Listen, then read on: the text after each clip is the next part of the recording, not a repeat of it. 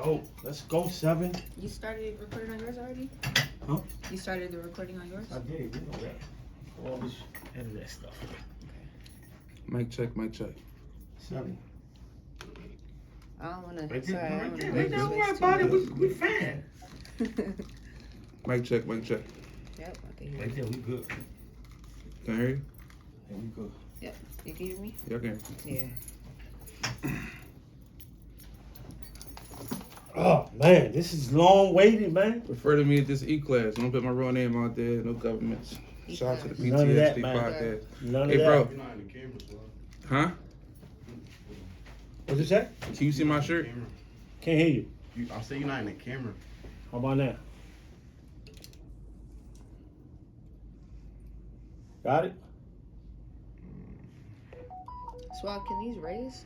Who? Do these raise up? They should be. Yeah, twist Yeah, right here, right here. Twist the Chelsea, second this one, this one. This one. Twist this one and lift and pull it up. Okay. And pull it up. Right there. Thank you.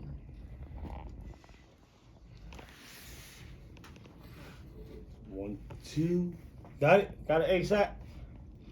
I'm trying to make sure y'all good. I might have to bunch up a little bit more. What, getting But closer? You cool, Chelsea. Okay, I think because Swab just leaning, so. Right here. Got it? that's Yeah, good. I agree. Everybody's favorite XCO E-class. That's what they call them. Yo, 7, you ready? I'm ready. Yep. You can hear me?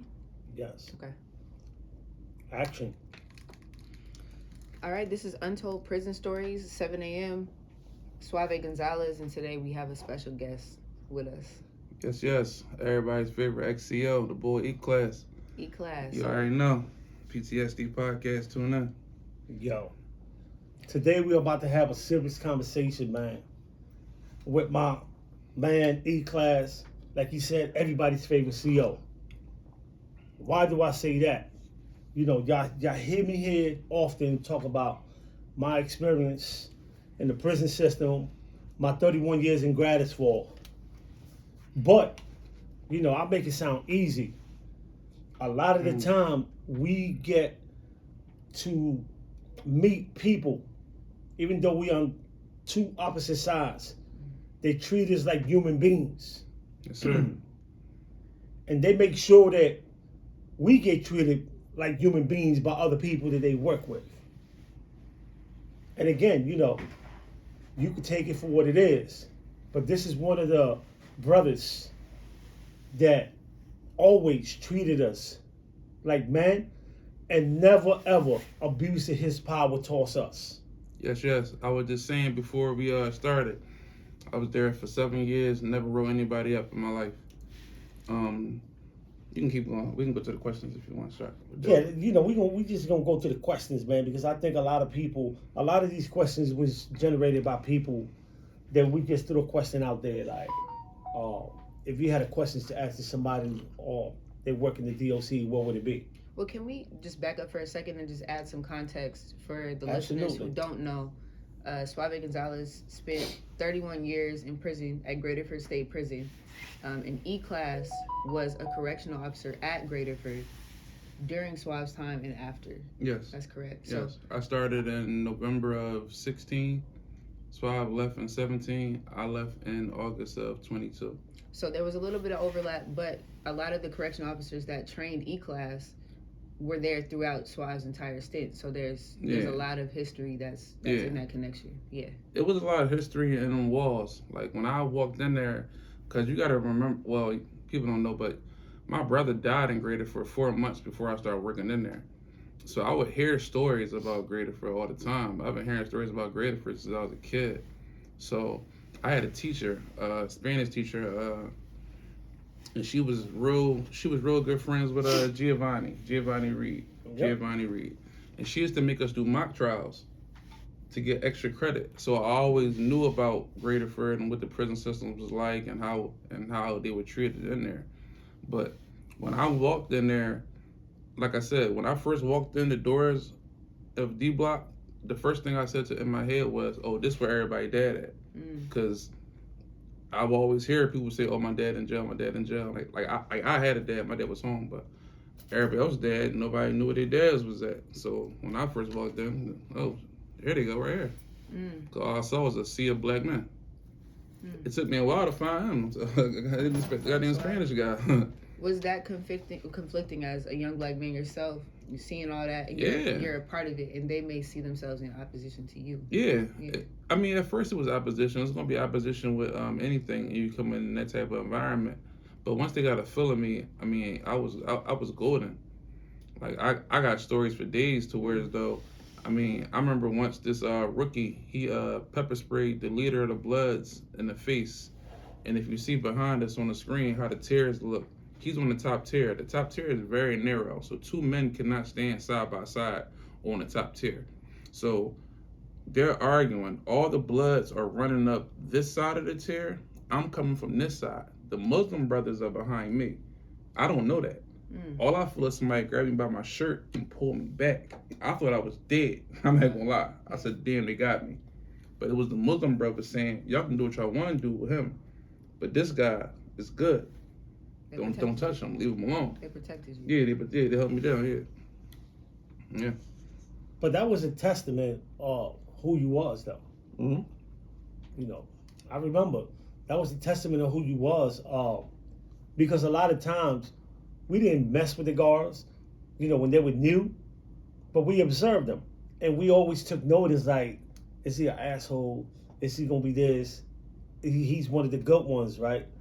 And it was just an unnoticed rule in the jail, but amongst the lifers and those that was there for a long time. Like, we gotta protect the good guards, because if they take them off the block, we gonna get a nut dude that's gonna mess this whole thing up. And that's what that was about, man. Like, you really wasn't the guy that was messing with people, you know. So my question is, what made you become a prison guard? Honestly, the money. I always knew it was good money in it. I had an aunt that was a prison guard in the county, and she always had good money, and I knew it was always good money in it, honestly. So I wanted the money.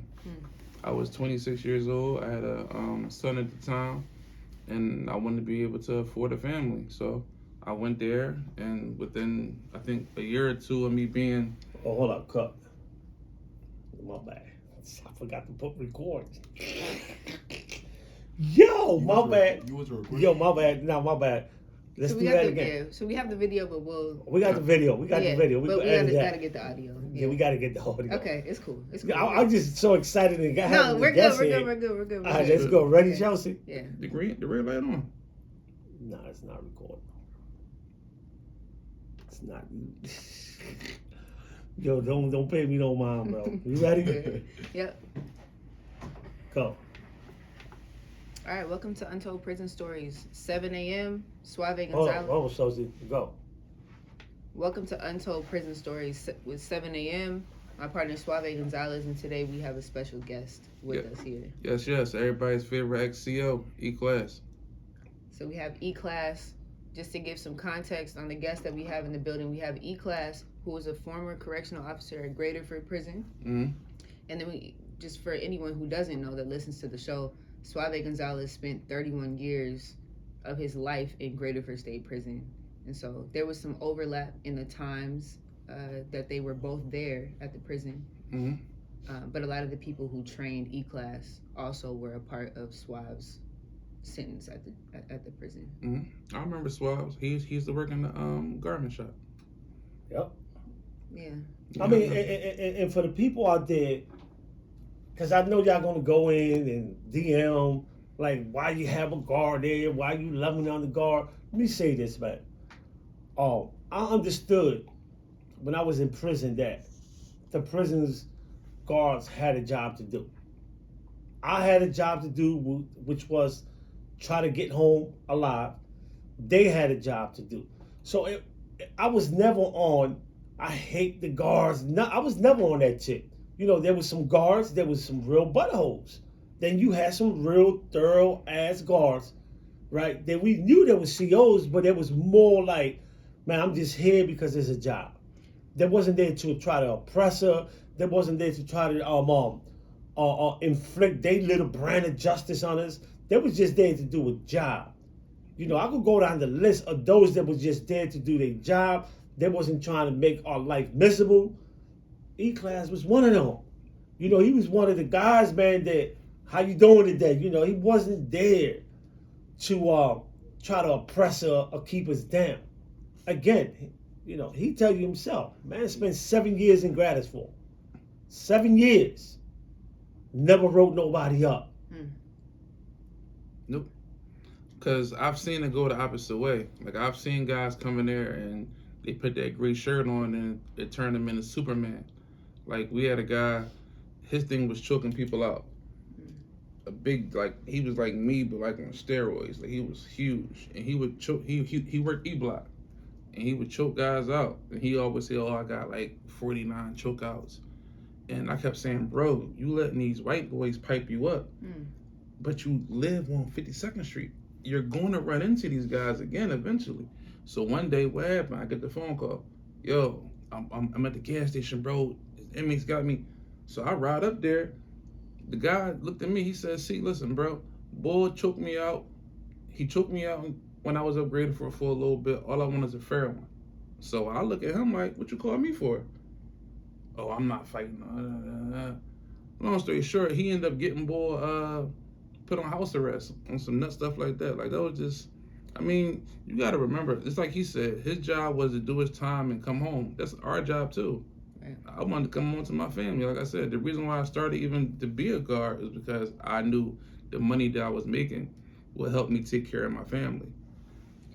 That's a huge point that you just touched on. A lot of correctional officers are in these facilities and they see it as different from their real life. So they can go in and be a tough guy in a place where they feel safe, that the person can't retaliate. And then when they have to, you know, you have to because a lot of guards still live right in the city. Yeah. It's a rarity that you see guards move out the city, but for the most part, most guards live right in the city. I run into old inmates literally every day of my life. I was going to bring my cousin here so he can confirm it, but I run into old inmates literally every day, and there's never been an issue. I run into them at the masjid. I run into them at the supermarket. So the guy just gave me a discount on some sneakers at Foot Locker because he was working at Foot Locker. Hooked me and my son up. Like, to me, it wasn't that deep. Like, I never saw these guys as inmates because these are the same guys that when I came home were chilling on the block. Like, I looked at it like that. I'm just chilling on the block. I just gotta meet these new guys on a different block. And that's how I took it. I mean, but knowing, right, you went to Gratis for 4 months before your brother passed. Mm-hmm. In Gratisville. Yep. I mean, he had pancreatic cancer. They wouldn't give him compassionate release. He was only there on a parole violation. He had pancreatic cancer, and he died in the hands of Graterford. Yeah. So how'd that make you feel walking into that block, man? Because as a rookie, you got to work every block. Yeah. Walking and passing by the cell that your brother was in. See, I didn't know what cell that he was in. I know when I worked in medical and they had his door tag as one of the ones who died, that kind of messed me up a little bit. That messed me up. Yeah, when I saw that, I said, damn, y'all keeping door tags of the dead. That's kind of weird, but. I mean, so you're 26 years old, you get to Gratisville, and you like, the heck is going on? It was like organized chaos, I would say, because like I said, you got 1,000 men on a block, but everybody moving and nobody's touching nobody, and I'm seeing what I see come home. Like, I see like the little Mickey Mouse cars that people draw. I realize people can't draw. No, they buying that. They traded that for a soup or whatever. And they got the cars and all that stuff, and people making all kinds of stuff out of sheets, like all kinds of stuff. I got a whole jail drawer. I got my first shank that I ever found. I got everything stuff. Dang. I kept all my stuff. I don't know why I ain't bringing my whole bag of tricks. So that wasn't my shank? No, it wasn't just shank. It wasn't on your block. All right, I just want to make sure, man, because I left mine behind, people, when I left. Can I ask what kind of interaction the two of you had during the overlap in, you know? Well, me and him really didn't have any too much. He was always at work. So he went to work at what? 8, 7 o'clock in the morning. Yeah, so by the time I'll probably see him for first count, and then I would see him walking past during the day. He was always quiet, cool dude. I ain't never had an issue with him. Okay. I mean, this is the thing, right, Chelsea, that when you in there, you see guards, right? You get used to their face. You know the good ones, you know the bad ones. We knew who the good ones was. Mm-hmm. There was you ain't had to say much at all, right? All you had to do from an old head perspective was stay out their way. You know, the young boys stay in the guard's way. They always want to be in the face. They always got something to say. The old heads is like there wasn't much to say because we knew who he was. We knew he was cool. We knew if he ever get in trouble, right? We had his back.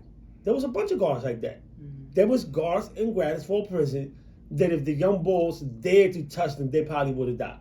Yeah, like we had like this little gang problem for maybe like a year or two where like we had like a lot of Crips and Bloods coming in, and a rookie officer pepper sprayed the leader of the Bloods in the back.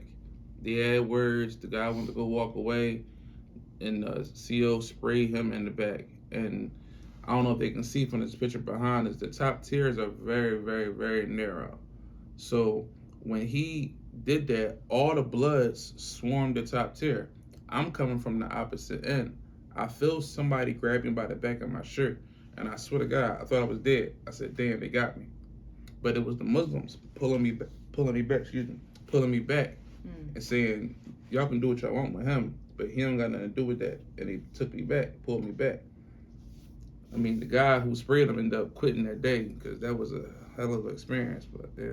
But that was a testament to who you was. Right. Mm-hmm. You know, and that happened a lot of time in my 31 years. There was time, man, when I witnessed people get killed on C Block. And the guards come, and, you know, and it was known, like, not that guard. Not that guard. You know, and again, for people that don't understand or ever been in a prison, you got to be there to see how this work. You know, you have to be there. It's not the mentality us against them.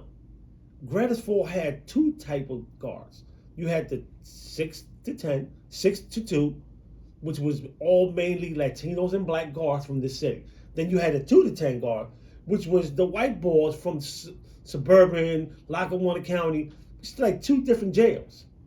It was like two different jails. You know, the guards from the Philadelphia, man, they probably knew half of the people in there because they come from the block. Especially if you was from North Philly, West Philly, 52nd Street. That's where a lot of them came from. So you automatically knew, oh, you knew my family. You knew we was connected somehow, right? Yeah, I remember my first day on the block. My first day walking onto C Block, I ain't gonna lie, I was scared to death. And I heard somebody say my name. And like it was like a weight lifted off me. Like, all right, at least somebody in here know me. So that was cool, and it made my time a little easier. So let me ask you this: did you ever felt as a guard that you was part of the good old boy club guards? I mean, because a lot of time you see guards that come in, they cool. Next thing you know, they change like overnight. I was never one of them go along and get along type of guys. So no, I was never one of the good old boys. I used to go head to head with the good old boys.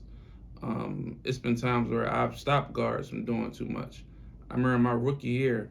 You know, like the little smoke rooms we used to have, like the emergency hallway. Yep. So this guy, I don't even know the guy. I was a rookie. My training sergeant, he grabs him. It's me and 3 other guards. You walk in like a diamond formation through E Block. He grabs the guy. He pulls him into like the smoke room, and they basically grab him by his jumpsuit, lift him in the air, and drop him. And you know how hard them Graterford floors was. Absolutely, concrete. They did it over and over again, and then they said switch, like y'all do it. So I'm looking at my man, him in the same class. So I'm looking at him, he looking at me like, we supposed to do this? Like this ain't, I ain't never know this about policy. Like, yeah. So it was just, it was crazy. Like I've seen, like I got tons of stories, man. Like I said, I got tons of stories. Like I say a lot of it on my show, the PTSD show. So I got my shirt on now, PTSD podcast. If y'all get a chance, listen to that podcast. It's dope. Yeah, I tell a lot of stories about how I met certain officers, and it wasn't really I would say a race thing. It was more like a cultural thing because it was some cool white guards. I ain't gonna sit around and say all the white guards was bad guards, but for the most part, a lot of them had that point to prove. Like a lot of them would literally turn red when they walked through the door. Like they would be cool outside in the parking lot, but they would literally like their blood was boiling, waiting to do something. Like So it was crazy. you say it wasn't a race thing, right? But we know racism was in there. 100%. Did you ever witness racism on behalf of the guards towards inmates or towards other guards? Yeah. What? I came in at 26, 6'2", 330 pounds solid. Of course, I witnessed the racism, but a lot of them guards didn't want to play with me. I wasn't the guard really to play with. Like I wasn't one of those guys you can push over. I wasn't him. So I didn't really get it. But I've seen it with other guards. I've seen white boys do a lot of crazy stuff, like playing little dumb jokes. They'll tie like a hot dog to the door, so when you open the door, the hot dog swing in your face, and all kinds of little gay games. No, they like playing on little gay games. Do you feel like you sort of grew into the type of guard that you were? Like when you came in, did you know the sort of the way the code that you wanted to live by, the character, the way that you wanted to address people that were in Graterford, or do you feel like that came over time? I ask that because a lot of times you can get swallowed up in the culture. People talk about good people going into positions like this, and they just get sort of washed over by the culture of people who want to be in power. Do you feel like you were grounded in that when you started, or you had to learn that over time? I was grounded in that when I started. I always believed in integrity, and I never had an issue with that. I never once wanted to be the guy who put boots on necks and none of that. I always wanted to make sure everybody went home. Like I said, I'm not your judge, jury, or your executioner. I don't know what you did. I don't know how you did it. It don't matter to me. Like I've been around killers, rapists, all kinds of people. It's not my job to judge you. My job is to make sure you don't leave. My job as a CEO, my job is to make sure that you don't leave, and if you die, I write down the time and date. So now that we're talking about death, when someone died in prison, right? What is the proper procedures? Because I don't think that a lot of people out here understand the policies when somebody died in prison. We spoke about it on one of our episodes, right? But it was from my perspective, right?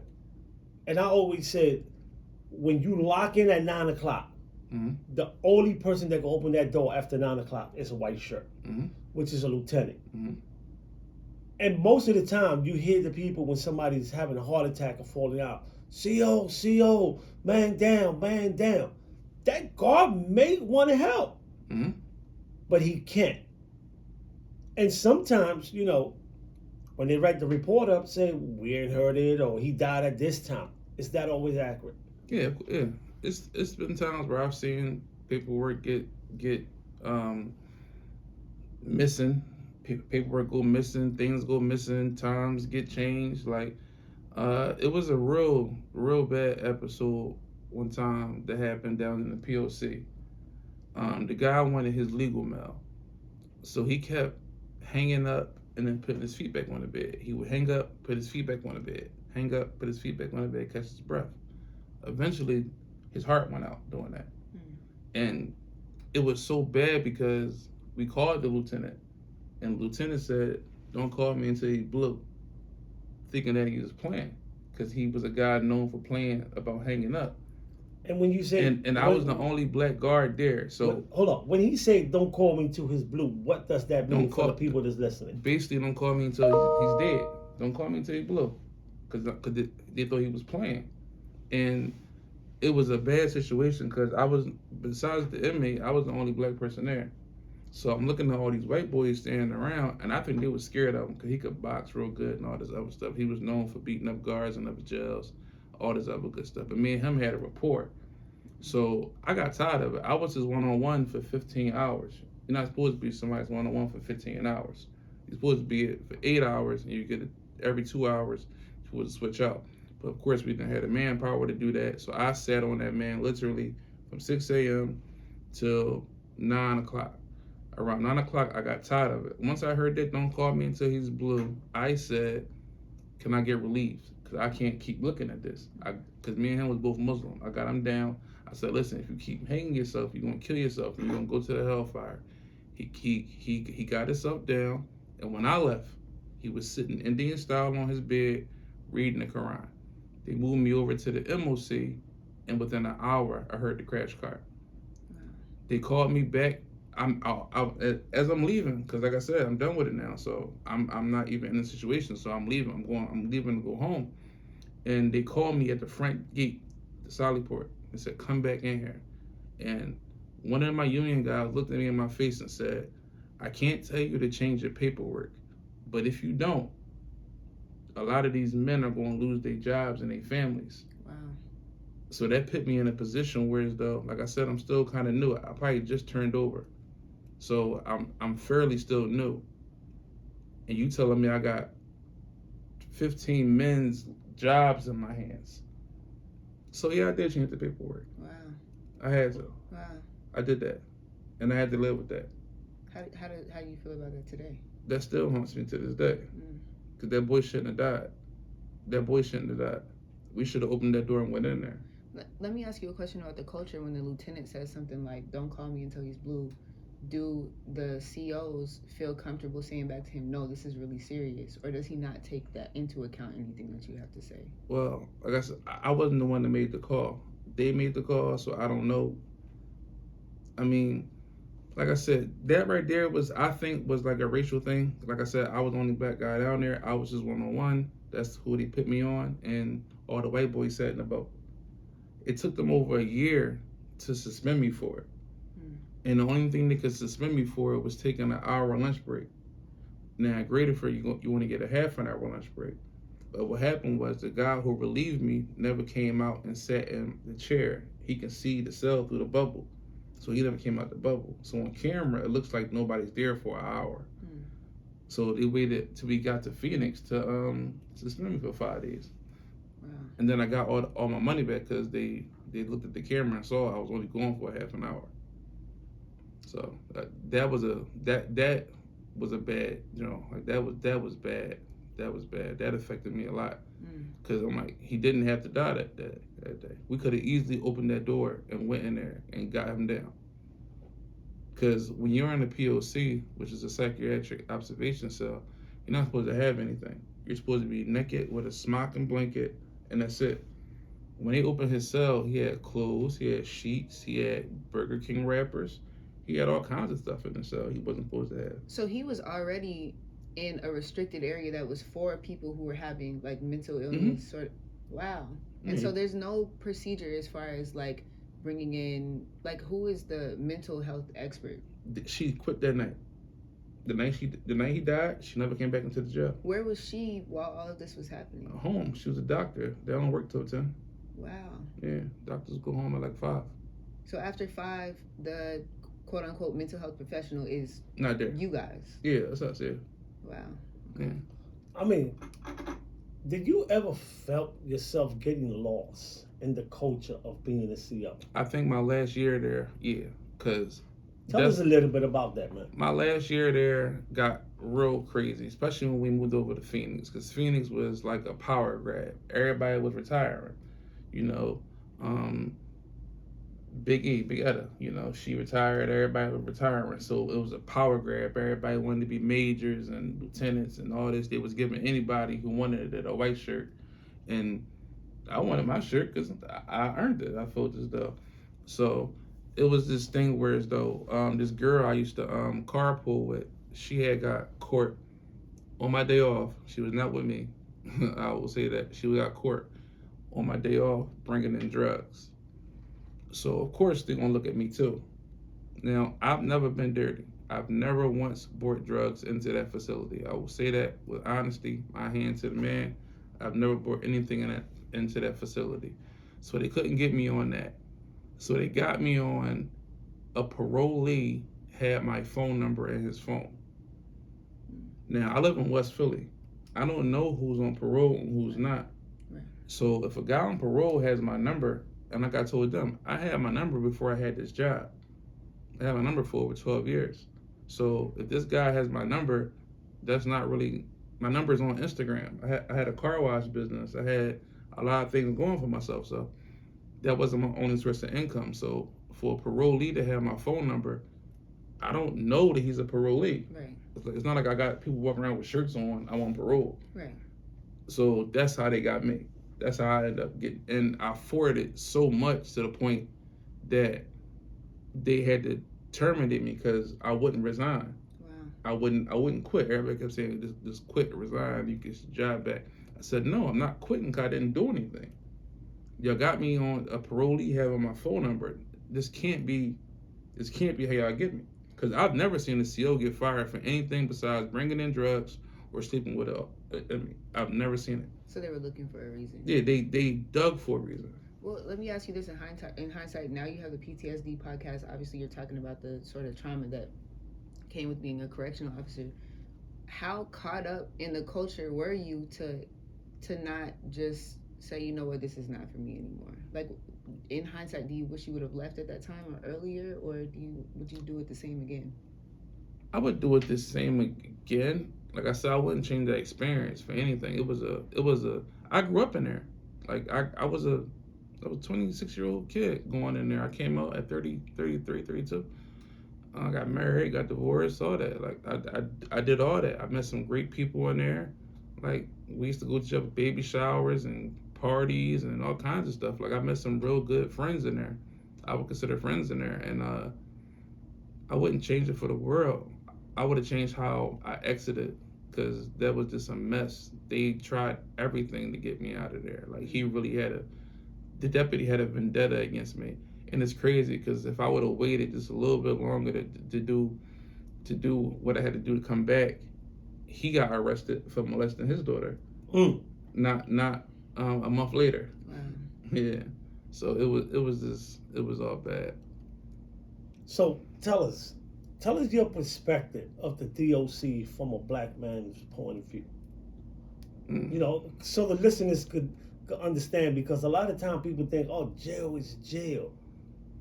But from a black man point of view, what was it like, you know, taking all that information in the DOC and seeing it for yourself? Because sometimes you hear what happened in the prison system, but until you see it and experience it, it's a different point of view. I think that me personally, I went through every emotion that there was there. Like I said, I started right after my brother died. My father died in January. My dad died in January. My brother died in March. I started there in November. So it was a lot of emotions I went through working there. Like we had some great times, we had some bad times.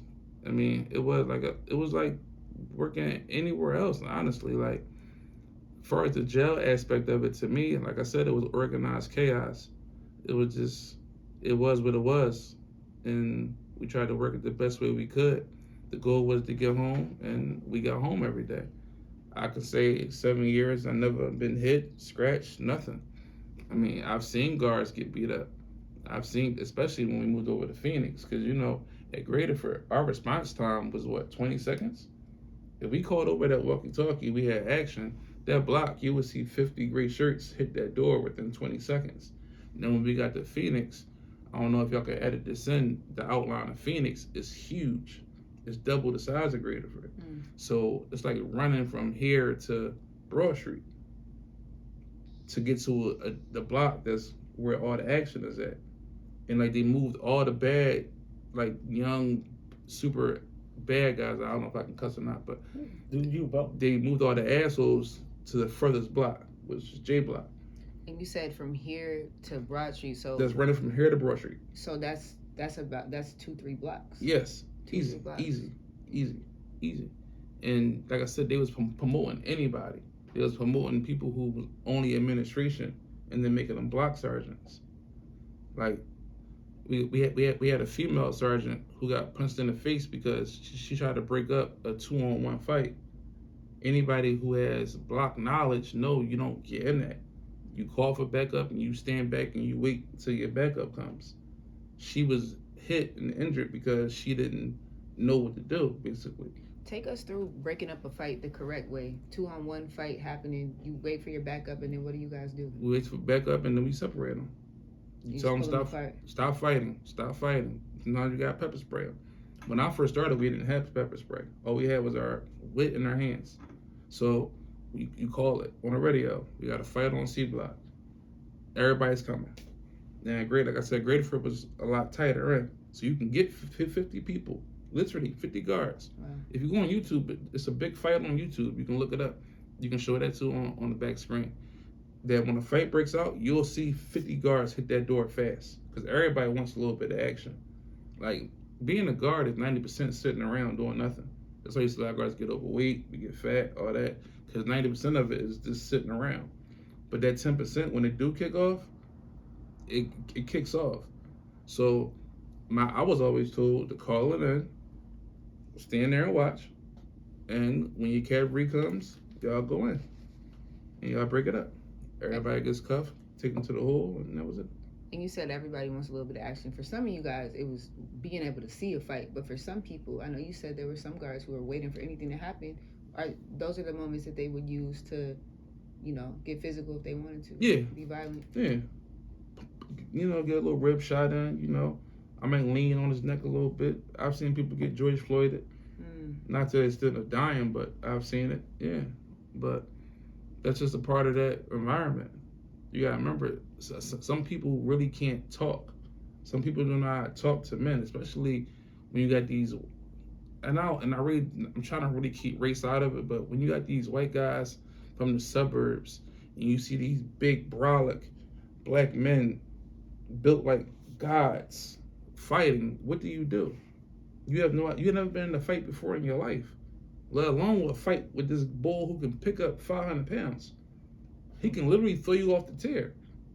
Yeah. Like, if you on the top tier, he could throw you off of it. And that's a long drop. That's about, 30 feet? 30 feet. From that to that, don't look that much, but that's a long drop. Yeah. Coming over that realm. And most people that I've witnessed get dropped. They ain't get back up immediately. Yeah, that's that's a hospital trip. That's easy. It's a hospital trip. Your back, your head, something is messed up. I want to say the other piece to that too, some of these white guards from the suburbs, people know Philly as a very black city, but the suburbs of PA are very white. Yeah. And as soon as you come out of city, the lines turn white. It's very white. And so with that said, a lot of these guards, they're working at a prison around a lot of things that they've never seen before. I think they've never had access to. All right, so I think what stopped a lot of the white guards from getting these stuff off was the black guards. Because we're not going to let you get but so much shit off.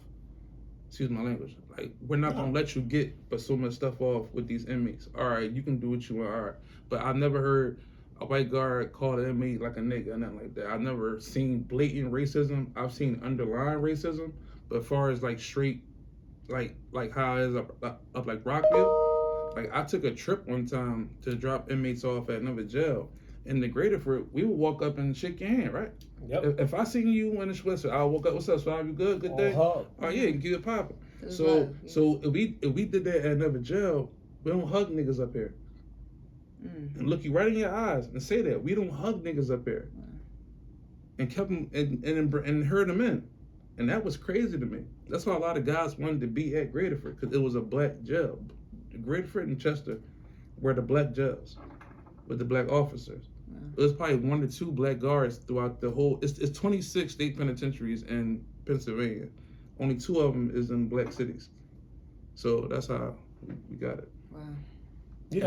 Again, I always say that from a prisoner perspective, like, we saw what he probably didn't see, which is the white guards say nigger to people. You had them. Yeah, I believe it happened, but they wouldn't do it in front of us. They wouldn't say it in front of other black COs, but they would say it, because I know a couple. I heard a white girl call our superintendent a nigger lover, and that was crazy. But at the same time, you had them white guards that was there so long, they just wasn't with the bullshit.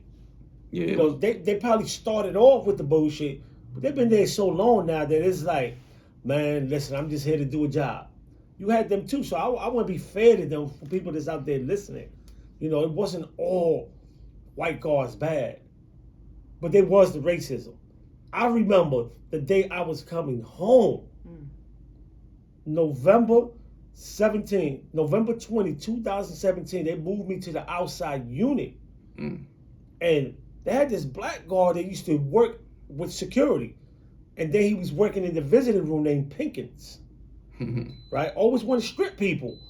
Somehow he moved outside, his whole attitude changed, change. So he come up, it was early. I got up real early that day. I know I'm coming home. And he was like, yo, listen, man, be ready at 6 o'clock. I'm going to walk you up to the front. Man, I remember the white guard. This motherfucker looked at me and said, God damn, it's about time, nigga, you going home. And I just looked at him and I'm like, I wanted to say something, but then I'm like, I'm going home. I'm still on parole. Yeah. Right? So if I would have said something out of pocket back to him, that would have been his chance to say, you know what, you ain't going home. I'm writing you up. Now you got to wait till the result this writer. And that's another thing why I never wrote them. Why I never wrote anybody up, because I knew it would affect their time. And I never wanted to be that person. Because like I said, I come from a community where as though I've seen men turn a 5 to 10 into a 35 to 60. I've seen men turn a 20-year bid into a 40-year bid. Just off of write-ups. And it can be small things. They had something called reckless eyeballing. If you looked at me wrong, I could write you up. Wow. Yep. A woman invented that. Reckless eyeballing. And I say this because you had asked me a question on Instagram last night. You said would I refer anybody being the CO to being the CO. As far as being a black man and being a black CO, one of the things that really hurt us the most, and I'm sorry, I don't mean to sound misogynistic, was the women. Because women get that power and their mouths become crazy. It's been times where I've heard a woman degrade a man to the point that I felt like, damn, sis, he ain't need all that. Like, you gave him all that for what? Like I've seen women come in, talk to me about their husband and what their husband did to them last night, and then get an inmate's hell. Now, if something happens to you, because some men don't care. Like, it's some women in there who had like the whole mommy type vibe, and it was cool. But some women didn't have that. So if you come in with that attitude and that vibe, some people in there for killing their moms. So they don't care for punching you in your face. And it's been women who's been punched in the face. A lot of them. Let me ask you this, because and it's not to excuse anything. It's someone taking it too far with, abuse of power is abuse of power. But do you think a woman just coming in, maybe with your same just being cool with everybody, do you think she would be taken serious in the same way? Yes, I've seen women come in, be cool and be fine. Okay. I've seen women come in, no attitude, no none of that, no rah-rah, and be fine. Okay. Not dirty. She's not bringing nothing in. She's not sleeping with nobody. All she's coming in, doing her job, and she's leaving. Okay. I've seen hundreds of women come in and do their job perfectly, without any of that, without raising their voice. It's because you know how to talk to people. Be stern without taking it too far. Our job is care, custody, and control. The first thing is care. So that's what I led with, care. Custody, I make sure you don't leave. Control, all right, got that. We in the jail. How far can you run? So let me ask you this. Those women that do come in with different intentions, bringing in the package, they engaging in relationships, in the prison with dudes. What do you say to them?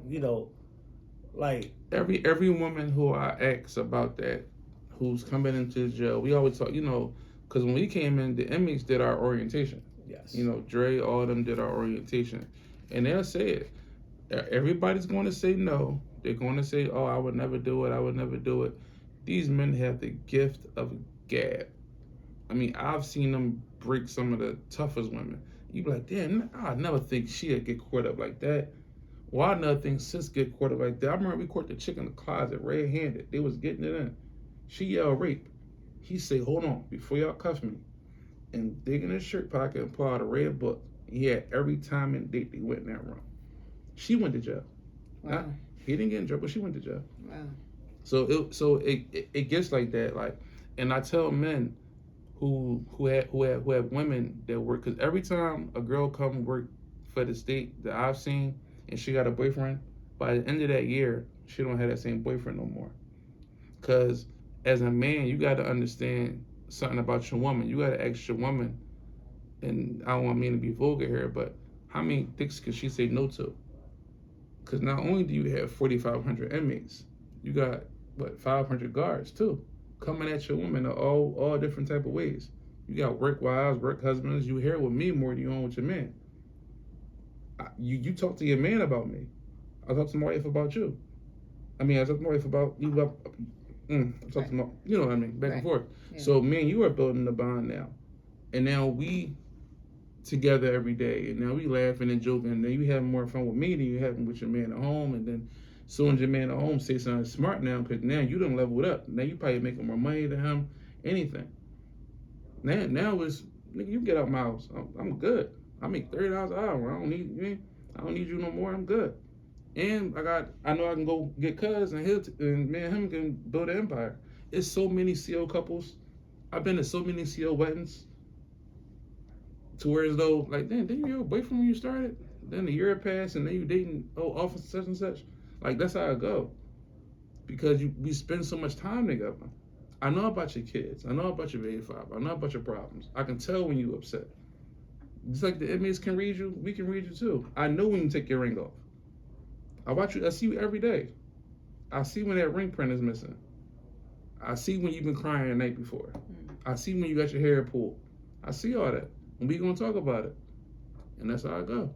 And that's how COs end up marrying other COs. What I mean, if you, let's say you had a guard that you had a good a female guard that you had a good relationship, what kind of, would you offer any advice, or would you just kind of mind your business when it came to stuff like that? What, with her dating other COs? Oh, inmate. Or inmates. If I knew a female that was messing with an inmate, I would tell her to chill, because it's not going to end well. That's all. I mean, because like I said, I don't really know nothing. Like, if they were dirty, I didn't know they was dirty. So if I knew I knew one chick that was messing with an inmate, and I told her before it went down, listen, they already talking about you, shorty. They already talking about you. Because one thing inmates going to do is run their mouth. They're going to run their mouth. They're going to tell somebody, and he's going to tell somebody. And in jail, you always got to know to get with the gay guys. The gay inmates know everything. They got all the gossip. Yeah, they got all the tea. So if you're ever gonna be a CO, find the gay inmate and become friends with the gay inmate. He will tell you everything. They got the tea. They got all the tea. So, and they'll come right and tell you, oh, you know, officer such and such be messing with, and next thing you know, the whole jail know. Next thing you know, you're getting walked out. Wow. There's chicks that's married to inmates now who are COs, who got pregnant by inmates and stuff. I remember this guy, when I first started, he had like 30 years, and he like, yeah, my daughter coming to see me. She turned 17. And I'm like, you got 30 years, and how's she turning 17? He like, oh, you ain't see the visiting room yet. And I said, no, I haven't. He said, you'll see. When I went down in that visiting room, it was on Family Fun Day. Oh, Jesus. I missed them. We gotta slow it down. Tell it, please. I want to hear it from Swab's perspective what Family Day is, and then I want to hear it from your perspective what Family Day is. The Family Day is a day. It's supposed to be for the family. You come up with the kids. We had different activities, different organizations. Like, we always donated the ice cream because that always kept people calm. And it gave us a chance to be out there. It gave us an exclusive spot to set up. So all the organizations trip in, we get cookies, pretzels, hang in the visiting room. But it's also a day to create conjugal visits. MPAs want to have those. Unauthorized conjugal visits. What do I mean? That certain COs had that juice because they had time in. Like, yo, you working their Family Fun Day today because you're a cool dude, you level-headed, you're not going to give nobody big trouble down there. And those are the guards we wanted down there. Because some of them, you could just put a $20 bill, $50 bill in their hand. Yo, man, they already know. There's a lot of them. Then, you know, you got the Coca-Cola machine. This is not an endorsement, but you had the Coca-Cola machines by the vending machines. If you wasn't trying to pay, that's the risk you take. Then you could sneak in the bathroom, or you could go behind the photo backdrop, or you could be in the yard. It could be 30 people standing up, blocking, while you're all the way in the back getting your freak off. So it was almost like we waited for family fun days. We waited for the holidays. We waited for the banquets days. Like, we put the bid in. I don't mean to interrupt, but this guy is making it seem like It was like Dave and Buster's in a jail. They had games set up, everything. So it was so distracting. And then they would put the rookies down there. I remember me and my partner, a female partner I had, and me and her were in there maybe 6-7 months. We still trainees. They put us down there on Family Fun Day, and it's like you couldn't stop it. Like, if you catch one, it's 2 of them over there. Because they had like a outside area where they had like a jungle gym at, and people would be under the jungle gym. And they didn't care about the kids. Kids, listen, sorry. Daddy got to get his, you mean? Like, it get like that. With the kid right there. Listen, daddy got to get something. Like, mommy here. It's family fun days, man. I'm talking about chicks who not Muslim coming in garbed up so they can be naked underneath. So it can be easy lift up. You know what I mean? Like, it was wild. It was wild. It was a wild time. That's the best description. Dave and Buster's inside the jail. And it was something to see. Like, you'd be like, yo, out of this court. Where they go? She over there. Where her head go? Damn, you can't watch. It's only like 4 of us down there. And it's like maybe 200 inmates and visitors.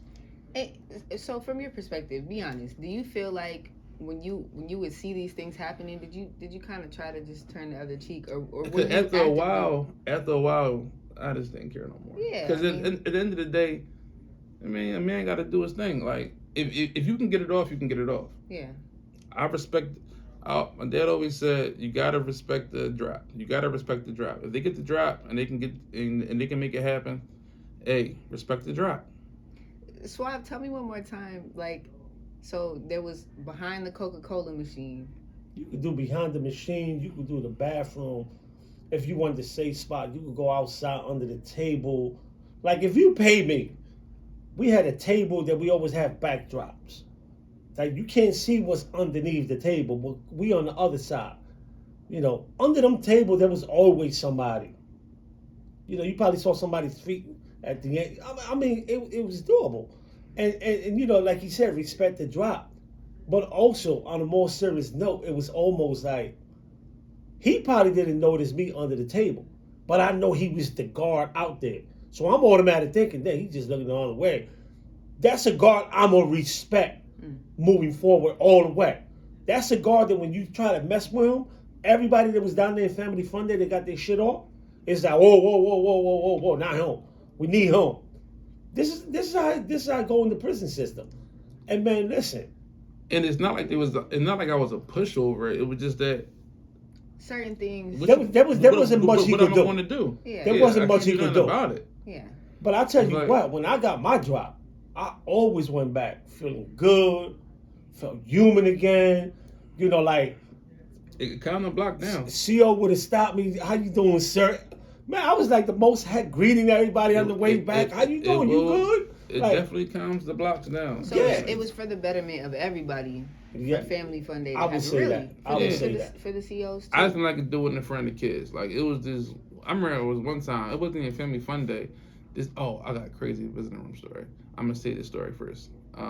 We in the VI room one day. I'm working there with the old man. Remember the old man? I ain't gonna say his name, but the old man. Yeah. That voice said, "Go back there and see what they're doing." Why was the old man hating though like that? That was his job. He's been there for longer than I've been alive. He's been working here longer than I've been alive. In the visiting room. In the visiting room. So he knew everything. Okay. He's not an inmate. No, he's a guard. Oh, got it. But he trained us in the visiting room. So I could say his name. You can't. You do what you want. What's up, Sergeant Casey? Oh man, he wasn't a sergeant. He was a sergeant. He definitely was a sergeant. All right, whatever. But let me say this, right? Let me say this, right? And I'm gonna say this in an honest way, man. Like, I don't want people to think that the guards was not doing their job. They just couldn't control that kind of stuff. Yeah, it was too much. It was way too much going on. But so we in the visiting room one day, and this guy, I respected this boy, Muslim brother, real strong big boy. He down there with his wife and he talking, he chilling, and this gay guy come down. Gay guy, real flamboyant gay guy too. I mean, he got his shit all tight, and he come down. He like, oh, this is the bitch you be on the phone with? She don't know I'm the one that lick your dick at night, and I'm the one that folds your clothes and make your food. And I swear to God, this girl was so pretty. Her face literally melt. Like, you can see her face melting in the inside. And she just bust out crying and ran up the steps, like, to leave. But I had to bring her her ID because you had to get your ID to do the visit. And I had to bring her her ID, and she hugged me. And I felt so bad for this girl. I'm like, and the guy stayed with the gay guy in his visit. He not gonna mess up his in-house sauce for some chick he can't even do nothing with on the outside. But her face, like, she was so pretty that she just melted. Like, it was bad. It was bad. But I learned a lot working in there. I learned a lot working in there. Like, tell us a crazy visiting room story that still stick with you. that's the craziest one I got. That's the craziest one? It's the craziest one I got. When I seen that girl face melt. Wow. Or the time when we was looking at the cameras to see who was passing out drugs, and then we saw damn near a whole orgy happen.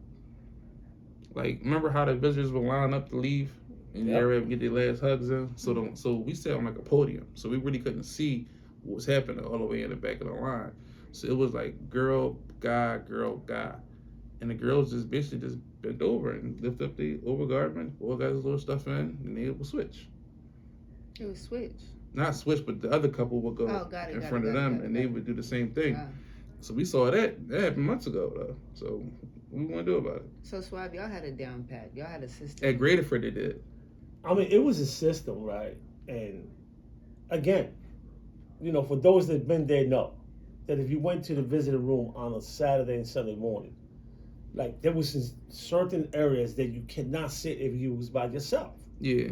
Like, sit in the front with the vending machines there with all the chairs. If you bring your mom, sit up there. Because if you sat in the back by the game room, or if you sat in the other room, it was a mad. You was gonna see somebody's private part jiggling. You might see somebody bent over the trash can. You might see something you don't want to see. I mean, listen, I seen some crazy shit out there, bro, that I'm like, how the heck that get? I mean, you can't look away because it's right there. And all you can do is ignore it. And not even the visitors. Shit, it's been times where I done seen COs go missing for an hour. Yo, where's Shorty been? It's been like, she been in the bathroom for, she already hour and a half. She come back out. She wasn't in the bathroom. She was in 86 cell. You got to remember, you had, 200 cells on the block? I was in 89, A1. I was in A1 89. But yeah, but I tell y'all what. It's 200 cells on this block. To the people who don't know, how would you pull something like that off in the cell? Easy. Obviously, it's see-through, so like, how do you... No, it's not see-through. You see the you doors. got 400 the cells doors. on each block. 200 in the front, 200 in the back. Well, the These doors got 4 glass panels. There's nothing to put a towel over that. Got it. And so you put a towel over it, and it's done. No question. And this is Arizona day when everybody probably at work. This is nothing. This is probably morning shift. Everybody going to work. This block. Imagine this is crowded. This is 1,000 men live here. No one would even notice that. So on second shift, it's 1,000 men out just doing what they do. You gotta walk past. Excuse me. Like, it's a lot of that going on. So you don't know where nobody can be at. Like, if I had a real short partner, I had like a little laser pointer, and I would follow her through the crowd because I couldn't see her. Just to make sure nobody grab her and pull her in the cell, because that can happen too. That can go bad too. So, you know, when I went to Gratisford in the early 80s, you know, there was no cameras on the block at all. No cameras. These cameras came later. So it was nothing to walk by and see a curtain up, especially child time, when they open sections up, doors are open, COs walk in all directions. It was nothing. It was nothing to see a CO come out of prison cell, male and female. It wasn't all females either. Like I said, I seen some crazy stuff that you be like, nah, that don't go on. Yes, I seen the good guards. I seen the bad guards. I seen the ones that I'm here to make money get walked out. I seen them. You know, it was nothing. It was normal. You know how we say this violent out here in the community, people normalize that shit was normal for us. It was normal to see somebody get stabbed up in the middle of the block on Chicken Sunday, and everybody just walking towards the kitchen like, man, you know, what'd he do? Fuck him. Yeah. I'm going to get my piece of, because that was like the only day you got a good piece of chicken. Yeah, good. They had them chicken quarters for y'all. Yeah. It was bad, bro. Like when you look at it now, it's like I remember seeing my first stabbing. a piece of chicken meant more than a human life. Yeah. And you just like, oh, My excuse first me. stabbing, it probably happened right here, or matter of fact, by the steps when you first into the block. I'm up there at the bubble. I see the stabbing happen. I gotta run through all these men to get to the front. It was so much blood, we had to put him in a laundry cart and push him to medical. Medical couldn't get there in time to save him. He ended up surviving, but he hit the guy with the cane, bam, and the guy took like 2 steps back. But when he came back, Poppy had that knife, and he Freddy Kruegered his ass up. Wow. It was bad. Yeah, man. You know, so to me, it's like I seen it all, man. I seen it all. Again, I grew up in prison. I went in at the age of 17. I spent 31 and a half years and 85 days in Gratisville. So I seen 5 superintendents. 5. Jackson, Vaughn, DiGuglielmo, Link. The last one, Ferguson. I seen 5 superintendents. You know, that's like seeing 5 presidents, bro, in your lifetime. That's like seeing like people becoming president. And I seen that. I seen guards. I seen guards that come in, rookies, that end up becoming lieutenants, majors, captains. You know, like, and you wonder, like, dang, I've been here that long. Especially when you build these relationships, you start talking like. And that was my whole thing. I said, I said, I'm 26 years old. What am I going to tell a man that's been in jail longer than I've been alive? Right. Like, look at Mr. Legan. Mr. Legan got booked in 1953. What can I tell this man? Yeah. What can I tell this man? There's nothing I can say to him. This man been in jail longer than I've been alive. No matter what I got going on, no matter if I was a captain, lieutenant, nothing. This man has been in jail longer than I've been alive twice. Yeah. Literally years. twice. 69 years in prison. That's insane. But that speaks to your character too, because you see it from that perspective. What can I say to him? Some people just look at you're in a position of authority and it don't matter what you could say to him. You know, so it speaks to your character that you view it that way. Yeah, and it was a lot. Like, it was things that I realized being a CEO. Like, even though it's like the murderers, I've seen so many murderers cry, and I tell the young boys now that I talk to, like, you don't know how many times I've seen killers cry and wish they never did it, or wish they could hug their mom, or people who lost their mom when they was in there, or getting them phone calls from the chaplain, oh, send him down to the chaplain office. You already know what that means. That means somebody done died in his family. I mean, I've seen it. Because I used to work in juvenile before I came there. And I've seen kids who I had in juvenile graduate and come to Graterford now. Now you in the big house. Now you done really messed your whole life up. And it's bad, man. And it's bad. And it was a real learning experience for me. Just about the art of man. The resiliency of men. Like, I used to love going to the art room, watching them do their art and stuff like that. Like, I used to love that. I was like picture day, how they would make the clothes look differently, and for pictures to send home to their family and everything. Because I remember my brother doing that for us. So I'm like, damn, like, this is what he went through. So I'm just looking at it from a different lens. Like I said, I never wanted to be a head smasher, and that was an issue I think when I first started, because everybody saw me and saw my size. Like, oh, all right, we're gonna put him on D block. That's because that was one of the worst blocks. It was the block that was jumping. But I wasn't there for that. I ain't come here to fight. I'm not fighting these guys. These guys do push-ups all day. Yeah. I just got finished eating a McDouble. What I'm gonna do? I mean, listen, he ain't lie, people, man. Like, that was nights. Man, there was nights when I heard the tears. When I seen dudes, man, with 4 or 5 bodies. Balling. Just break down. Balling. Break down. You know how many times I cried in prison, bro, myself? Because lockup Like- was at 9 o'clock. Like, So, bro. and we got off at 10. So between 9 and 10, it was nothing. It was silence. Like the block was quiet. You did your little paperwork, whatever you had to do.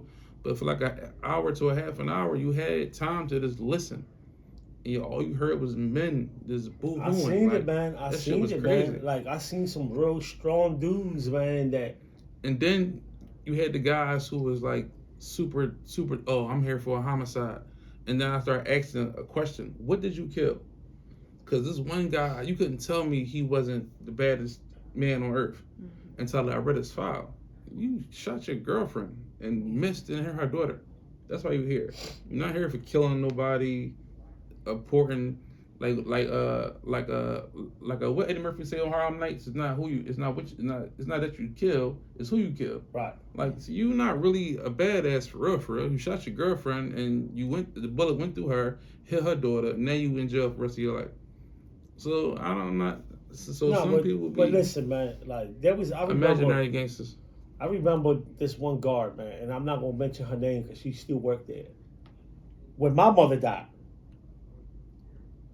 you know, I get called to the visiting room, and, you know, she was one of the coolest ones. One of the coolest one. So we talking, she was like, you good?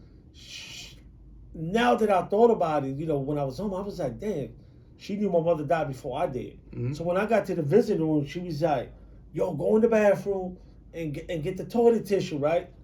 I'm like, I'm thinking she wanted the tissue. No guard would tell you go in the bathroom in the visiting room. And that's the visitor's bathroom. So I go in there, give it. She said, now hold on to that. So I'm like, the heck? But then I see my brother come down. Then I see my sister. Then I seen people that normally don't come down to the visit. I automatically knew.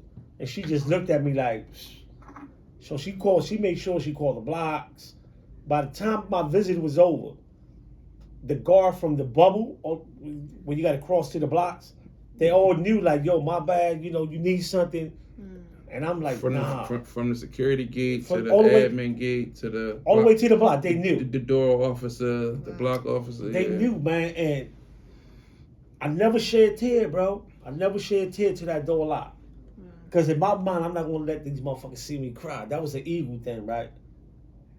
But when that door locked, bro, listen, I cried for a whole year, bro. Swab, take us through that. So you year. leave the visiting room and you have a walk. About how long is that walk where you have to keep? I mean, your it's like composure? walking from here, right, to the Barnell building. That distance from here to the Barnell building. So about 3 minutes, which is a very long I time. got to get undressed, you know, put my clothes back on, go up the stairs, wait for the guard to open the door, walk through the security gate. And if it's a night visit, now there's no movement out there. So you got to wait for the guard to open the gate. Then you got to wait for the guard to open the door to get in the block. Then you got to wait in front of yourself for the guard to come from the bubble to open your door. But when I got to the block, my door was open. I had a single cell. So my door was open. So I'm like, they already know. So all the guards walk by. You good, man? You good? Like I said, you had different type of guards. Those that you built relationship with, that's been on the block for years with you. Those that the new ones. Then you got the real asshole ones. But for the most part, you know, certain shift had the cool guards. You good, bro? What you need? You good?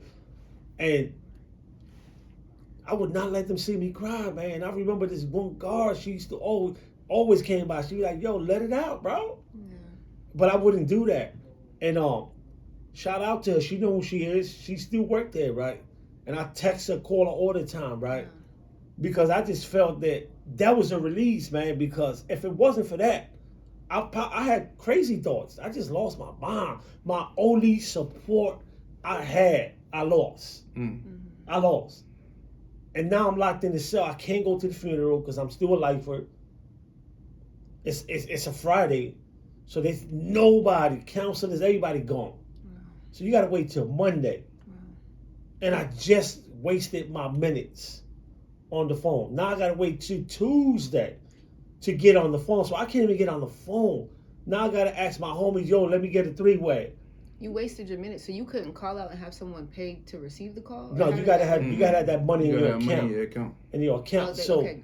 I had to go the underground way. Like, yo, my man, I need to use that phone. Yeah. Here you go, bro. Take your time. You know, I can say that now because I'm home, right? So, but when he said, man, you hear people cry, yo, listen, I cried for a year. They probably heard me cry.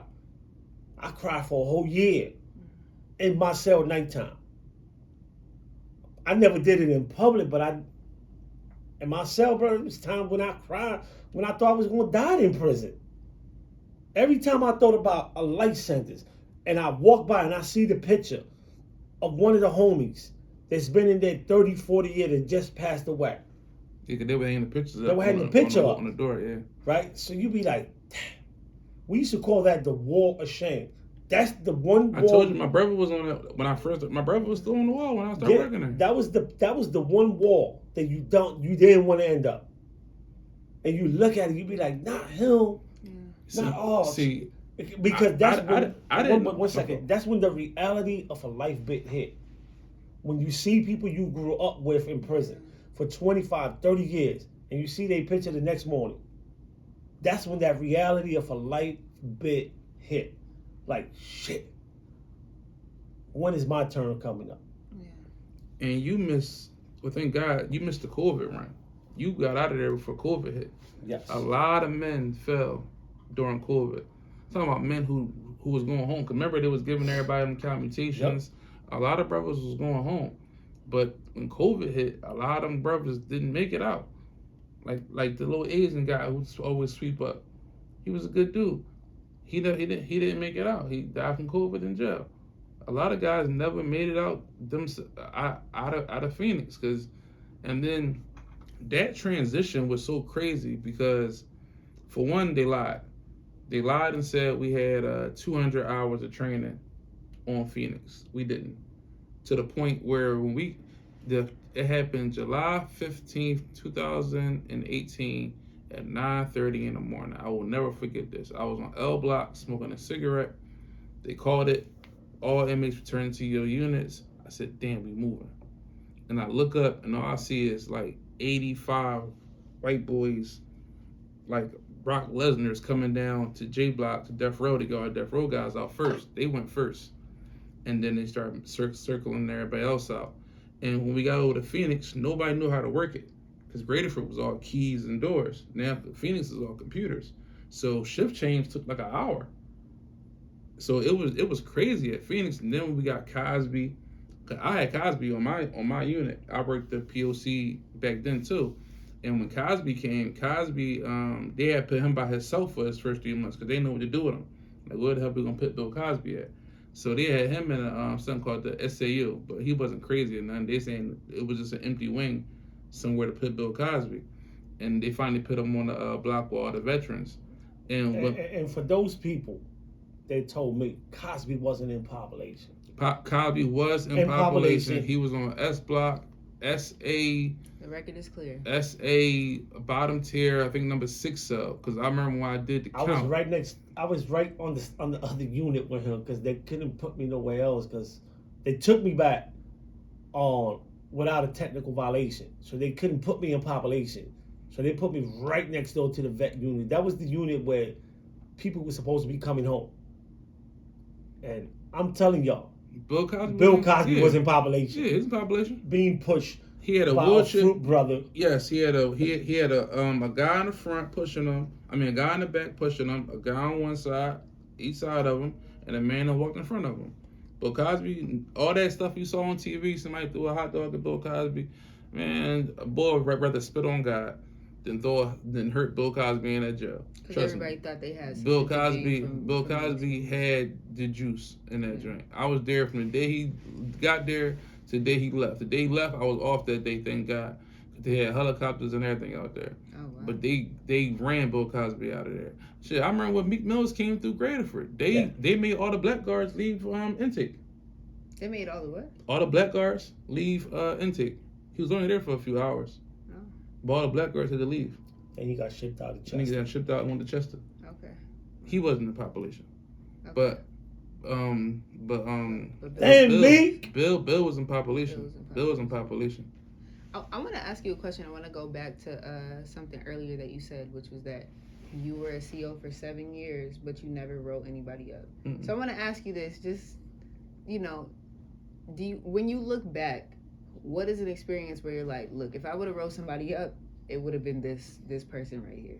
But I understand it's a noble thing that you did. You didn't want to add time to anyone's sentence, but it wasn't even like I didn't want to add time to this. I felt, man, like you said, it was always like bosses and underbosses. Like it was his own little city. So if I see your young boy running around doing dumb shit, I'm not gonna talk to him. He's an underling. I'm gonna find who he working for. I'm gonna sit there and watch what cell he going to the most. All right, that's the bull who he running for. Go to the cell that he running for. He's making your block hot. So whatever y'all got going on, he's gonna fuck it up, and then I'll never see him again. See, that's important. So someone I had that much of a rapport, yeah. It's someone who understands the culture, right? Yeah. of what's going on. You gotta inside understand Greater. jail culture. Yeah. Like I was standing on the top tier, just look over and watch. You can see what's going on. You can see who's smoking. You can see who moving. You can see if it was tension on the block, you can feel it as soon as you walked in. Like if something was going to happen, you can feel it. Like the air will be thick. And Greater Freddie had no AC in there, so in the summertime it got real. So it would be like the air would feel so thick because you knew something was going to happen. And yeah, I never had to do that. 'Cause I always talk to people. You knew how to handle it. Yeah, hey bro, I'm not gonna take this to the captain, but y'all drawn. Y'all making it hot for the block, which making it hot for me. Don't make me do my job. Don't make me do my job. That was the favorite line. Don't make me. Don't make me I mean, do my because job. we all understood what "don't make me do my job" meant. Like I'm trying to be cool, so chill. No, not only that, "don't make me do my job" is that if I call it in, the whole block go down. Yeah. So that means whatever little contraband you got in your cell, when they shaking the block down, whatever little contraband you got, it's gone. You're supposed to have 5 t-shirts, 5 underwear. You got 20, my man. That's all going. Gotta go. And it's not that I don't want you to have it. It's now that you got these people involved. You made and me, now they yeah. mad, so now this is how they taking it out. Yeah. You got too many pictures. I had over 1,000 pictures. I think you had to have I think about that size space It's on a your square. wall. It's a square they had in the cell. You can put your pictures in that little square. Anything But other than that got to go. But some people had their whole walls painted. I mean, some people's cells were immaculate. Like talking about the floor is done to the point. If I stepped in your cell, I'd be like, damn, bro, I'm sorry. And they'll come behind me and wipe it up. Wow. My boot prints if I had to walk in your cell for something. But some people floors, they had the signs, do not walk on my floor with shoes and all that. I mean, of course, the guards didn't take any shoes off, but the other inmates were. But it was some immaculate cells in there. Wow. Clean, very clean. We had mice and rats and shit, but it was pretty much clean. Yeah. Let me ask you one more question, just kind of take it full circle. When we asked in the beginning what made you want to be a correctional officer, you said you needed money. At the time, you were 26, you had a son, you needed money. As you went through your time, from what you're telling us, it became about more. The relationships that you built. Yeah. Can you tell us a little bit more about what motivated you to stay, or even at the end when you were kind of fighting to keep? Well, more than me to stay, it was like I said, I had built a bond with everybody there, from administration down to the inmates, like the other guards. Like we was like a family. Like I done been to these people's houses. Like these people we done had babies together, like not with each other, but I done watch your baby grow up for 7 years. You done see my daughter born. I done got baby shower gifts from y'all. Like it's all kinds of stuff that we done been through because we've been locked in with each other so much. So when they tried to get me, I fought so hard to get my job back because not only that I didn't do anything, I felt as though they were just coming for me. Like to tell me that I'm losing my job that I had for 7 years because a parolee has my phone number is sick. Yeah. When y'all know what's going on, y'all know where I'm from, y'all know all this stuff, y'all know it, y'all know what's going on in here. Y'all can't pinch me on nothing. Y'all search my car, y'all search me, y'all got me going all kinds of places. What do y'all want me to do? I didn't do anything. The girl who I was carpooling with got caught with drugs, not me. I wasn't even there that day. I found out about that in the yard. Somebody told me. I didn't even know about it. I was calling her, seeing she was ready to go to work. She didn't answer the phone. I get to work, they pull me in the yard like, yo, old girl got caught with the John and told on herself and all that. I'm like, what? I ain't know nothing about it. So then, once that happened, everything fell on me. Yeah. And that's how I went down. But you know what's crazy, man? That a lot of times you got the real dirty guards. They go untouchable, and people. Yeah, I mean, Trust me. it's guards I know right now, and I would never say anything. Of course, it's not my style, but I know guards right now, this second, phones, all that. They running it up in there. But then you got them guards that treat people like human beings, and for some reason, like they go after them, like. But you can't get this guard and bring you, bring me some extra such and such from outside. No, I'm not doing that, right? Or I don't get into that. I may get you an extra tray. But they would treat you like a human being, right? And that went a long way. Yeah. And for some reason, the administration always mess with them guards. You know they're not. You know that guard is not bringing in drugs. You know that guard is not doing nothing illegal, other than treating people like grown men, right? You know that guard could come on the block. You know it and stop any fight. And based on who he is, that would see he's like, man, you lucky that dude came in. You have people like that. But it didn't match the culture they necessarily wanted. Right. So it's like, get him. And that was, I think that was my issue. The fact that I can work any block. I can work any block in the jail. I can work any block anywhere. Y'all put me up, I can work it. Except for security. I didn't like it being security because then y'all is doing too much extra stuff. Like, for example, this is another racial thing that I saw that I didn't like that I kind of got in trouble for, but I was right at the end of the day. They go to blitz a cell. So it's an old black guy, old white guy in the cell. So I can see from the bottom tier that the old black guy is eating a bag of Doritos. It's 9 o'clock in the morning. They think he's swallowing drugs, okay? They blitz the cell, they go in there, tear the cell up, bring the black guy out, bring the white guy out.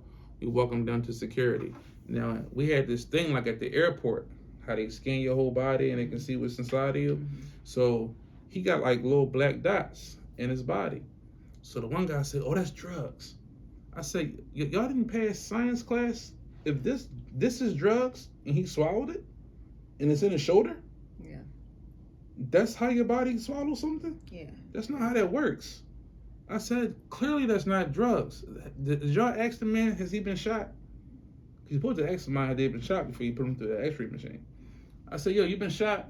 He said, yeah, 6 times. Lift up his shirt. Everywhere where it's a dot at, but that was on that screen, that's where his bullet hole was. He didn't swallow anything. But let the white boy go. They never even scanned him. They brought him in security, asked him what was going on. He said nothing, and they let him leave. Yeah. The black guy who didn't do anything either, they doing all the extra stuff too. I said, y'all doing this for no reason. It's clearly no drugs in him. He didn't swallow drugs. It would be coming down this way. It wouldn't be in his intestines somewhere. It wouldn't be over here where it's hard at. What is wrong with y'all? So it's things like that that you feel like contributed to them eventually not wanting you to be like because I wasn't a go along to get along guy. I was a common sense guy. Yeah. Like I said, first thing, carry custody and control. I cared. And I'm not going to let you get off on a black inmate because you're white. And there was a lot of white guards that thought they can do that. That's why I wasn't a lot of black guards on the search team. Yeah. It was always a bunch of white boys who handled that because they knew that we wasn't going to allow certain things to happen. I think my downfall was when the deputy asked me to go on a block and get information I forgot for what. And I told him no. I said, I don't want to mess up my rapport because if something go on, you're not going to run to help me. My other guards are going to run to help me. Maybe an inmate may help me. But this is Phoenix. This is a whole new jail. It's pretty far for you to run out your office, which I doubt you're going to do, to help me. And I think that's when I became kind of resentful, and then it just went downhill from there. Because they were aware of your abilities to connect. Yeah. But they wanted to use it in their way. Yeah. And not in your way. Yeah. Yeah. I mean, so, we could go on hours and hours. Yeah, we can do this for days. Is 7 years of 7 years plus 31, that's a lot of years, people, right? But at some point, we got to close, right? Yeah, we can close it up. But I just want to in. say this, man. Like, what is something that you witness inside the DOC that the public won't even think could go on? Shit. Damn, a lot. So we done said it. We've said a lot in this hour. People think that, all right, I'm going to say this. I've never seen a snitch get a stitch. All that, oh, he ratted, he gonna die in jail. Nah. Hold up. I need you to say that again. Yeah. Because I don't think these people out there understand. I've never seen a snitch get a stitch. People say snitches get stitches. I've never seen a snitch get a stitch. I've seen rats walking around like they're fine, because they are. Nobody's going to mess up their time to kill a rat. Nobody's going to do that. Nobody's going to do that. Rape isn't a thing like that no more. I've never seen a man get raped. Y'all boyfriends are just gay. It's a lot. Like, we can go for days with this, you know? Yo, real rap. I said it before, and I'm going to say it again. Rape. I spent 31 years in prison, right? Prison rape is a thing of the 90s. In the 80s. In the 80s. It don't happen. It don't happen. Your boyfriend is gay. He never got raped. I say that. People was mad. Everybody I know in prison that was engaged in homosexual activities Was with it. came from the street with that. Yes. It wasn't like they was forced. And then when them trainees came through, oh my God. And again, people, I've been in prison since the 80s. Wait a second. When we say prison rape is a thing of the 80s and 90s, what do you mean by that? What changed? No, and the Priya, 90s, let me say something from a prisoner perspective. In the 80s, right, you had what they called the booty bandits. Yeah, the bandits. Right? They play on the young balls. Yeah. And they try to finesse the young balls. Like, it was this one guy where he would teach you how to box, right? So yard was what, 3-4 hours? Yep. So he'd take you in the yard and he'll shadow box with you, right? But he got the pads. You punching. 3 hours of that, your arms are spaghetti. So when you get in that cell and he try to take you, you can't fight him off. Your arms are spaghetti. You've been punching for 3 hours. So that's the 80s and the 90s. In 2002, PREA comes out, the Prison Rape Elimination Act, which gave inmates a way to not only tell about what happened and get the other inmate persecuted without them getting in trouble. Because a lot of people would spin it, oh, he wanted it, So they came out with PREA. And when PREA came out, rape really kind of went away. Because the guys didn't want to get more time or get known for being a rapist in jail. So prior, in the 80s and 90s, prior to 2002? Yeah, PREA came out in 2002. So if I came to you as a CO and I'm like, this just happened, whatever, like I was raped, what? My first thing is I got to separate you. We're gonna make sure you get separated on the low. We're gonna take you off the block. We're gonna quarantine your cell. We're gonna get him. We're gonna take him down security. We're gonna do a full investigation. If you want to press charges, you can. We'll move you to a whole nother jail. He's gonna have a rape case now. But that didn't exist in the 80s and 90s. So what would? I wasn't there. Okay, gotcha. So there can't was say no that. procedure. In the 80s, right, when you ran into a booty bandit, you handled that yourself. Yeah. You handle that yourself. A booty bandit wasn't gonna come at you and you run to the COs, because it was grown mans and it was real killers, real gangsters that, go get a knife and stab this dude the fuck up. That's how you did that in the 80s, right? And probably got away with it because the guards probably be like, finally somebody got him, right? But it wasn't even like that. Those are rare cases. I got you. Again, I'm going to keep saying in PA, I would say that in PA. A lot of time, the dudes that you see in homosexual activity is consent. Yeah. Real rap. When I got to the prison in the 80s, it was common amongst the prisoners. Don't get a job in the laundry. Because the laundry was really preserved for the people that was into the homosexual activity. It was the gay guys ran the laundry. They the one that did their clothes. And most of the time, your laundryman on the block, that was her people or his people. That's how they call it. That's why I always tell you, I'm not your people, man. Because people to me means something different, right? Then in the 90s, you got the prayer, but then you start seeing people come in from the street talking about it's not really gay. I'm just trying to get my thing off. Yeah. You know, I heard people say it's not gay if another man top me off. That's not gay. You know, I'm not going home with this. I'm gay for the stay. Stuff like that. And in the 80s, we ain't had the prayer act, but what they did have was if you got caught with another man in a cell, the DOC, the jail, you should send a letter to your home. They say your such and such and such got caught in a compromised position. They didn't specify what was what. Compromised position. Yeah. Compromised. They used to send them letters out. And even to this day, like guys who I know who was in jail being like Freaky Jason, I call them Freaky Jasons. There's nobody in particular. I say Freaky Jason. Guys who be like Freaky Jasons, when they see me on the street, their heads go down. They just look at me. What's up? What's going on? You alright? Yeah. And don't be from my neighborhood. And they know that I know. Oh, I'm the coolest CEO. Oh, yo, you was the man up there. Oh man, you good? You need? I'm straight, bro. But yeah, I know what you did. I know what you did last summer. but it's sad too because they don't feel like they could live their truth, obviously. Yeah. But that's not my fault. I'm not saying it is. That's not my problem. Yeah. You did what you did. You like that BP? And you know, the best part about it, right, on the more serious note was that I remember when AIDS became an issue in the prison.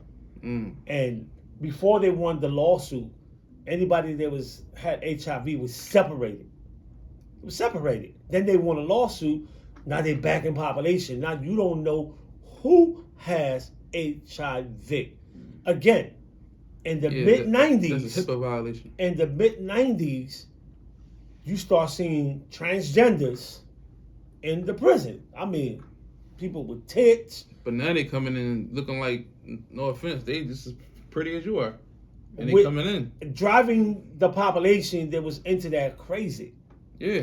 And you saw, especially here, when you saw a transgender come on the block. Their cell would be full of, their bed would be full of commissary before bro, they got on the block. You would see some of the old heads, I'm not going to drop names, right? Yeah, you would see some of the old heads lined up on the top tier like this, post up with commissary bags. Ready to throw at them. Bags, bro. I'm talking about, bro.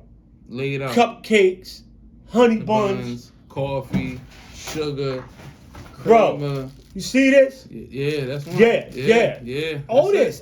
That's Listen. It. That's it right there. For the people who can't see, who's listening to the audio, Suave has a tasty cake in his hand. That right there will get you some buns. Right here. And you know, and it sounds funny, right? But this is what happens when the state decide we're going to warehouse grown men for 30, 40, 50, 60 years in one place. Grantisford is the only place that I know, because that's the only jail I've been to. They will house a lifer 20 years. In the same place. With a young guy that just came home. They just came into the prison brand new. Mm-hmm. Put you in the same cell with that person. What the heck you, especially with a Freaky Jason, what you think's gonna happen? Freaky Jason's gonna give you the rundown. Yo, don't trust nobody. I got you. Trust me. La da da da. He's gonna feed you, because most of the time people come home, people come to the prison, they broke, they don't have no money, they don't have no commissary, they don't have nothing. And in the worst cases, they don't even have someone to look out for them in the streets. So, you know, we study human people. That's what we do when you long time, and you learn how to read people. That is something you would learn if you are a lifer. You would learn how to read people from the door, like, yo, that's a mark. The same way we do it, you had that population of people that was into that. Like, yo, they got 3 people coming on the block today. Mm-hmm. We knew what block they was coming before they even came to the jail. They would sell the cells off, remember? On 5 block, they would sell the cells. How much money you got? You want a single cell? You got 10 boxes of cigarettes? Now I'm not talking about pie, I'm talking about carton. You got 10 cartons, I'll make you move there tomorrow. This is how it goes now. Grantisford was a community of himself. Whatever you wanted, you name it, we could get it. The guards was there to make sure you ain't jump that wall, or when you die, we wrote it down. That's all it was there for. If you wanted it, we could get it. And you know, this is real fact. Phoenix is a little tight. It's a little tight, but it's still jail. Yeah. It's still jail. And the bad thing about Phoenix is, like he said, It's more spread out. it's going to take that CO, what took him 20 seconds to run in that block and save your ass. Now it takes him 5 minutes to get there. So by the time they get there, they're like this. 7 minutes. They can't help you. Because in PA, is no fitness requirement to be a CO, a state CO in the state of Pennsylvania. So like, if you go to Delaware, you gotta run, you gotta do all that, push-ups, sit-ups, all that cool stuff. You wanna be a county CO, you gotta do a physical agility test. Pennsylvania is the only state where you don't have to do a physical agility test. So I can come in 500 pounds, diabetic, don't care, put them on the block. So I can't run nowhere. Yeah. There's guys who came in 4 times my size. It's a guy who belly stick out the hair, literally. If he sat back like this, his stomach would still hit the table. Yeah. And I'm supposed to, like, I used to come in, and the people who would, like, come to your rescue, like, get back up, they would call them, like, miscellaneous people or utility. And they would be sitting on the benches. I would look and see who was on miscellaneous before I even thought how I was going to run my block. Because if I look on a bench and I see a bunch of bums, I'm not turning up the block today, because they're the ones who come in to help me. So I'm not going to even go and do nothing today, because they're the ones coming to help me. They can't do nothing. That's somebody's grandma. Right. Yeah. I want to just ask a concluding question. I know we've been trying to, but I want to ask just one last question.